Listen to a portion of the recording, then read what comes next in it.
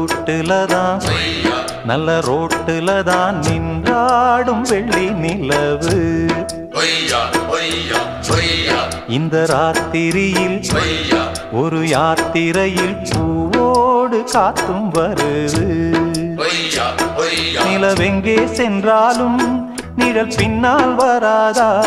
நீ வேண்டாம் என்றாலும் அது வட்டம் இடாதா? புது ரூட்டுல தான் நல்ல ரோட்டுல தான் நின்றாடும் வெள்ளி நிலவு. இந்த ராத்திரியில் ஒரு யாத்திரையில் பூவோடு காத்தும் வருது.